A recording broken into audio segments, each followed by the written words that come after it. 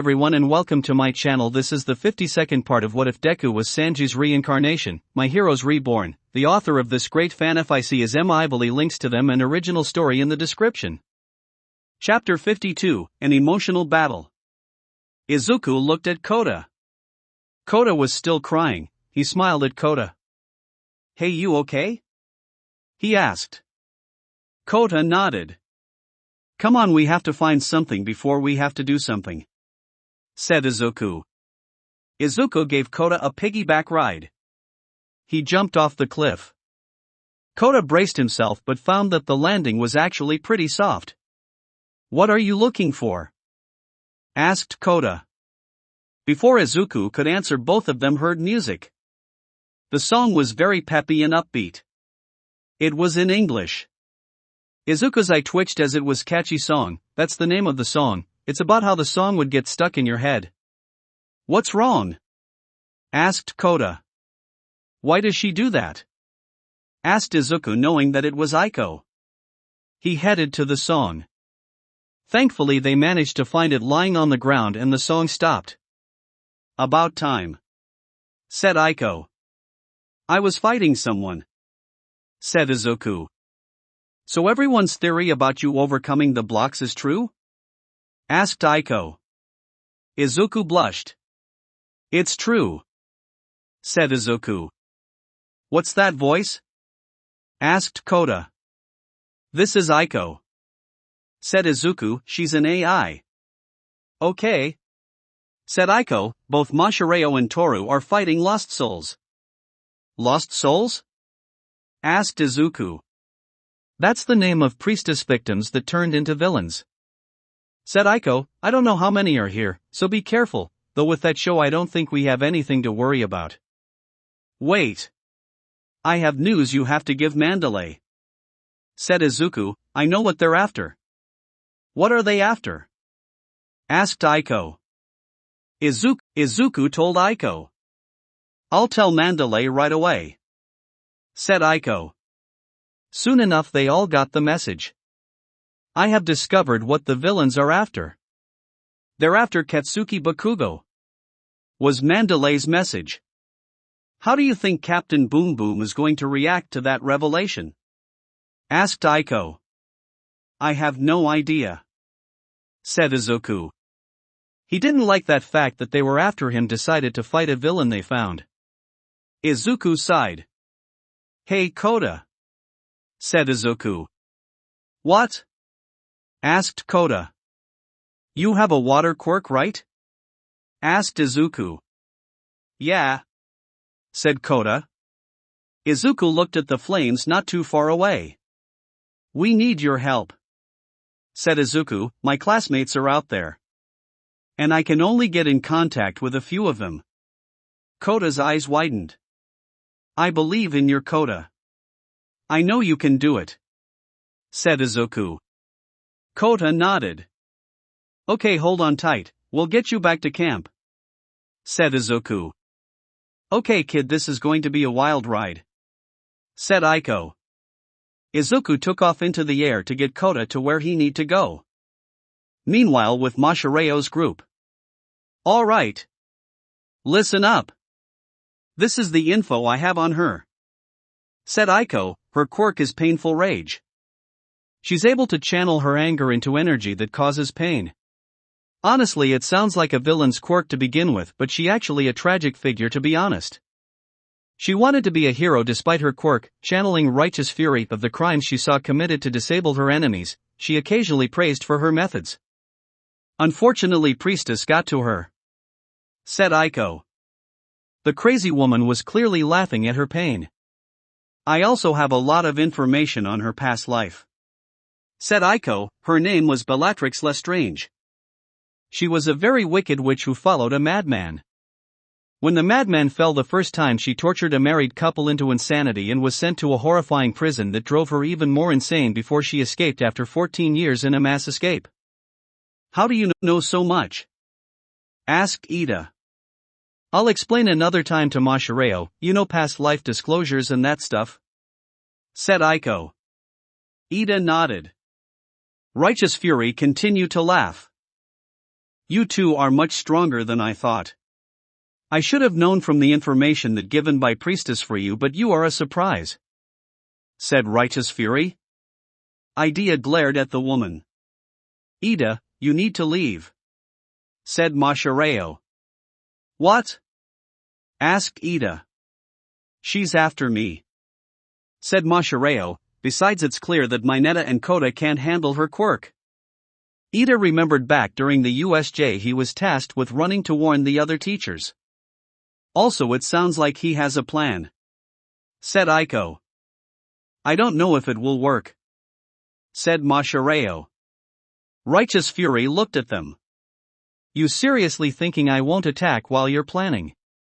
said Righteous Fury. She held out her hands and a red light came out of them.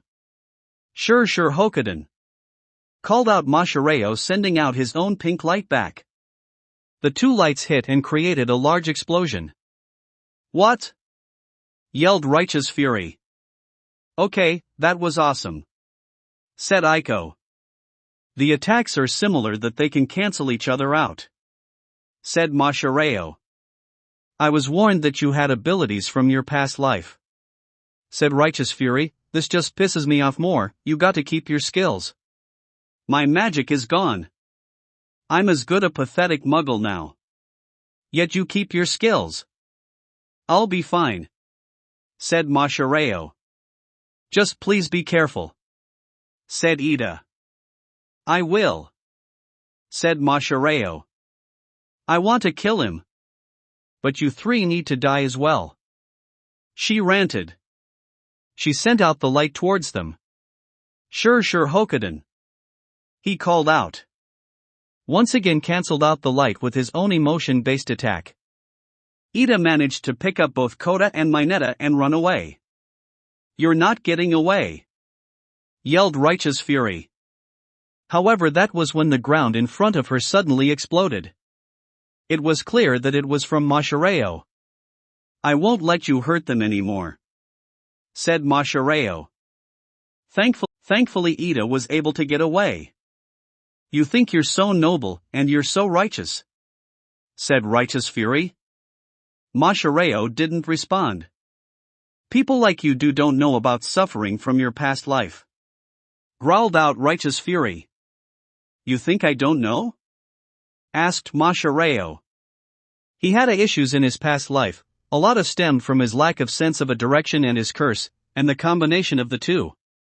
He was hit hard by teen angst and often claimed other on his problems. But he knows what it was like to suffer in his past life. However, it wasn't just that. "You were in a prison, right?" asked Mashireo. "I did." "You know nothing about Azkaban," growled Righteous Fury. "But you did land there because of what you did, didn't you?" asked Mashireo. Righteous Fury gritted her teeth in anger. "You did that in your past life and it's clear you're blaming everyone else for your pain." "I learned this in my past life that you can't do that," yelled Mashireo, "so don't you blame me for what happened in your past life." That was when she unleashed her quirk on him and he fell to the ground. "That was tremendously stupid," said Aiko. "Yeah," said Mashireo. "You don't try to talk sense into a crazy villain. That's just common sense," said Aiko. "What should I do besides using Sure Hokuden?" asked Mashireo. "I haven't gotten the chance to tell you yet, but one of the things she's not good at is hand-to-hand combat," said Aiko. She relied more on her quirk. "But considering her quirk, it will be a long shot." "Yeah," said Mashireo. "Unless you have another idea, I have no idea how to help in this fight," said Aiko. "I have an idea," said Mashireo. "It's my strongest attack." "Past life, I'm guessing," said Aiko. Mashireo nodded. "All right. Lay down the plan," said Aiko. "You're planning to kill the others, aren't you?" asked Mashireo. "Of course. The four of you must die," mocked Righteous Fury. "Fury, why do you keep going on? Do you plan to make them suffer?" asked Mashireo. Of course I do, said Righteous Fury. Mashireo began to glow. The thoughts of her killing his friends, it was enough. Suddenly he launched a pillar of pink energy from his body that went into the sky. And then the energy fell back to earth. What is this? Yelled Righteous Fury. And Sanji was crushed under the weight of the energy. Throughout the forest they saw this pillar of energy. Izuku landed. What was that? Asked Kota. Mashireo, said Izuku. He's fine, said Aiko. Are you sure? Asked Izuku. I'm sure, said Aiko. Don't worry, I'm freaking out from my place with him. Okay, said Izuku. Wait, what? Back with Mashireo, he was standing in a crater breathing heavily. What the hell was that? Yelled Aiko. It's my strongest attack, said Mashireo. I can't use it very well as it requires being brought to my lowest point. How are even standing? Said Aiko. It's hard to explain, but after using it I'm emotionally drained and it passed right through me. Sighed Mashireo. I would say that doesn't make sense, but I was built by a man who was on a hero team with the Norse god of thunder in a past life, so a lot of things tend not to make sense when it comes to dealing with past lives. Said Aiko. He turned to Righteous Fury, who was unconscious. You should run back to camp, said Aiko. I know, said Mashireo. He ran in the wrong way. Other way, said Aiko. Mashireo ran in a completely different direction, still going the wrong way. I hate this so much, sighed Aiko. I'm trying, yelled Mashireo. Meanwhile, in the classroom that was being used by the remedial class, Ida arrived carrying Kota and Mineta. Are you okay? Asked Mina. It was one of the villains. Ojiro is fighting her, said Ida. Well, actually he just finished the fight and he won, said Aiko. From Ida's device, he got hit again, but he managed to shake it off and used his ultimate attack that he has. Wait, you have one of those crazy AI devices? Said Mina. Why? Asked Siro.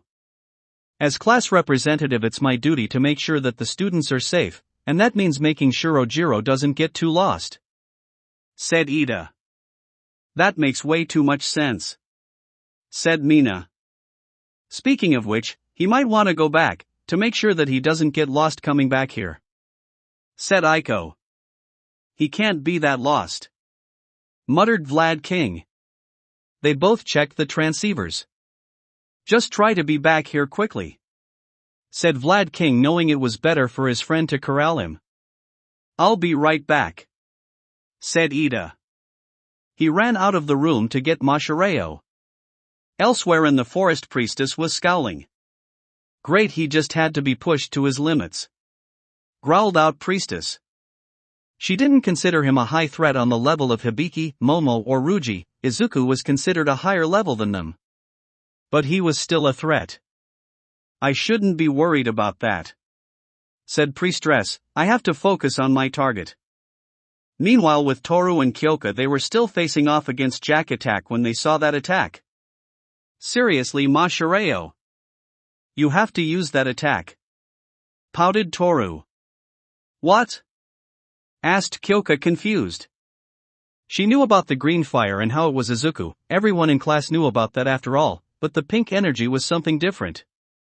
Look, sweetheart, you have to pay attention to me and not your friend, said Jack Attack. He suddenly created playing cards which he threw at them.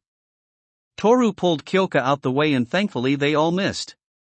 You're lucky that I decided to go easy tonight, mocked Jack Attack. I thought it would more fun to use my quirk. Toru looked up at Jack Attack. Are you glaring at me? He asked, because I get the feeling that you're glaring at me. I'm glaring at you, confirmed Toru.